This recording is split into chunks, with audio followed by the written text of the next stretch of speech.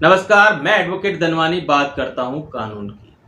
आमतौर से ये माना जाता है कि अगर कोर्ट में केस लड़ना है तो किसी न किसी एडवोकेट को हायर करना होगा, क्योंकि अधिकतर लोग ये मानते हैं कि कोर्ट में केवल एडवोकेट ही पैरवी कर सकते हैं, जबकि ऐसा नहीं है।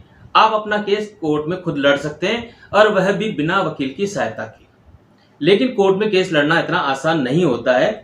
अगर आप वेल एजुकेटेड हैं, पढ़े लिखे हैं, आपको लगता है कि आप कानून को समझते हैं, कानून का इंटरप्रिटेशन कर सकते हैं, इसलिए आप अपना केस लड़ सकते हैं, तो ये आपकी बहुत बड़ी गलतफहमी है। क्योंकि कोर्ट में केस लड़ने के लिए कानूनी जानकारी के साथ साथ कुछ विशेष बातों को भी समझना बहुत जरूरी है और कानून के कुछ विशेष प्रावधानों को समझना भी बहुत जरूरी है। कौन से विशेष प्रावधान है, कौन सी विशेष जानकारियां हैं, आज इसके बारे में बात करेंगे। देखिए, आप भारत के किसी भी न्यायालय में अपना केस खुद लड़ सकते हैं। इसके लिए आपको कोर्ट में एक प्रार्थना पत्र, एडवोकेट एक्ट की धारा 32 और सीपीसी के आदेश 3 नियम 1 में कोर्ट में पेश करना होता है, जिसमें आपको बताना होता है कि आप अपना केस खुद लड़ना चाहते हैं और किसी एडवोकेट से क्यों नहीं पैरवी करवाना चाहते हैं, यह भी बताना होगा। कोर्ट आपको अपने केस में पैरवी करने की अनुमति दे देगा। लेकिन सवाल यह है कि पैरवी करनी कैसे है। देखिए, आपका मामला दीवानी है या फौजदारी है या किसी स्पेशल एक्ट में आप केस लड़ना चाहते हैं, उसके बावजूद भी आपको कानून के कुछ विशेष प्रावधानों को ध्यान में रखना होता है। उन प्रावधानों की अगर आपको जानकारी नहीं है तो कोर्ट में केस लड़ने में आपको बहुत ज़्यादा तकलीफ हो सकती है। आईपीसी, सीआरपीसी, सीपीसी और एविडेंस एक्ट में कुछ विशेष प्रावधान हैं जो केस लड़ते समय कभी भी आपको जरूरत पड़ सकती है समझने की, इसलिए उनके बारे में आपको पता होना चाहिए। इसके अलावा contract act, limitation act, stamp duty act, registration act, इस प्रकार के कुछ एक्ट्स हैं जिनके बारे में भी आपको जानकारी होना बहुत ही आवश्यक है। दूसरा, प्लीडिंग एंड ड्राफ्टिंग। आप अपना मामला कोर्ट में कैसे प्रस्तुत करेंगे, ये समझना बहुत जरूरी है। इसके लिए अगर कोई आप दावा पेश कर रहे हैं या कोई पिटीशन पेश कर रहे हैं, तो दावे या पिटीशन में क्या लिखना है, क्या नहीं लिखना है, क्या घुमा फिरा के लिखना है, क्या साफ साफ लिखना है, क्या हिडन रखना है, ये समझना बहुत जरूरी है। इसका मतलब आपको प्लीडिंग और ड्राफ्टिंग दोनों ही आने चाहिए। तीसरा, आपके मैटर में ऑनरेबल सुप्रीम कोर्ट का क्या व्यू है।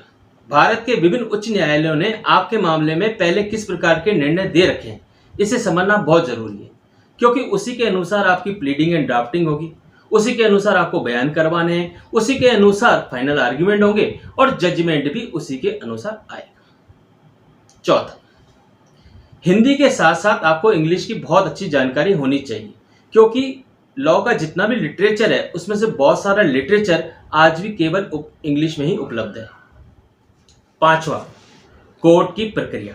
देखिए, कानून को समझने के लिए आप किताब पढ़ सकते हैं, लाइब्रेरी में बैठ सकते हैं, गूगल पे सर्च कर सकते हैं, किसी एडवोकेट या लॉ के प्रोफेसर से कानून का इंटरप्रिटेशन करवा सकते हैं। लेकिन कोर्ट की प्रक्रिया बहुत ही जटिल है, इसे समझना इतना आसान नहीं है। जब कोई नया लॉयर कोर्ट में प्रैक्टिस स्टार्ट करता है तो सीनियर लॉयर उसे अपनी डायरी देते हैं, कहते हैं जाइए 2 महीने तक कोर्ट की डेट्स लीजिए। क्यों? क्योंकि ये समझना बहुत ज़रूरी है कौन सी कोर्ट कहाँ है, कोर्ट का नाम क्या है, कौन सी कोर्ट में किस प्रकार के केस चलते हैं। यानी कि आपको प्रक्रिया समझनी होगी। आपका मामला कौन सी कोर्ट में पेश होगा, कब आपको एप्लीकेशन का जवाब देना है, कब आपको जवाब दावे का जवाब देना है, कब आपको अपने गवाह पेश करने हैं, कब अगेंस्ट पार्टी के गवाह से आपको जिरह करने का मौका मिलेगा, कब फाइनल आर्ग्यूमेंट होगा। ये सारी बातें समझना बहुत जरूरी है। प्रक्रिया समझना बहुत कठिन है, क्योंकि प्रक्रिया समझने के लिए काफी अनुभव की आवश्यकता होती है। छठा, कोर्ट की भाषा। देखिए, कोर्ट में कुछ विशेष शब्दों को उपयोग में लाया जाता है जो नियमित रूप से उपयोग में लाया जाता है, लेकिन डेली के रूटीन में उन शब्दों को इस्तेमाल नहीं किया जाता है, जैसे तलवाना, जैसे तामिल पुलिंदा, दस्तयाब, मजकूरी, नाजिर, summons, warrant, res judicata, fact in issue, इस प्रकार के बहुत सारे शब्द हैं जिन्हें समझना बहुत जरूरी है। अगर आप इन शब्दों को नहीं समझेंगे तो कोर्ट में ठीक से पैरवी नहीं कर पाएंगे। सातवां, अगर आपका मामला स्पेशल एक्ट में आता है तो स्पेशल एक्ट के स्पेशल प्रावधानों को समझना बहुत जरूरी है। जैसे अगर आप आर्म्स एक्ट का मुकदमा लड़ रहे हैं तो सैंक्शन क्या होती है, एनडीपीएस का मुकदमा लड़ रहे हैं तो सेक्शन 50 और 54 को समझना बहुत जरूरी है। अगर पोस्ट ऑफिस के खिलाफ कोई मुकदमा लड़ रहे हैं तो सेक्शन 6 समझना जरूरी है। इसी प्रकार के अलग अलग एक्ट के अलग अलग कुछ विशेष प्रावधान होते हैं जिन्हें समझना बहुत ही जरूरी होता है। आठवां, अगर कोर्ट में पैरवी करते समय आपसे कोई गलती होती है तो कोर्ट आपको गाइड नहीं करता है, क्योंकि कोर्ट ये मान लेता है कि आपको प्रक्रिया की जानकारी है, इसीलिए आप अपना केस लड़ रहे हैं। इस चक्कर में आपसे कोई बड़ी गलती हो सकती है और आप बड़ी मुसीबत में फंस सकते हैं। देखिए, इतना सब होने के बाद भी अगर आपको लगता है कि आप अपना केस खुद लड़ सकते हैं, लड़ने में सक्षम हैं, तो ज़रूर लड़िए। लेकिन जब तक आपको प्रक्रिया की ठीक से जानकारी नहीं हो, केस खुद मत लड़िए।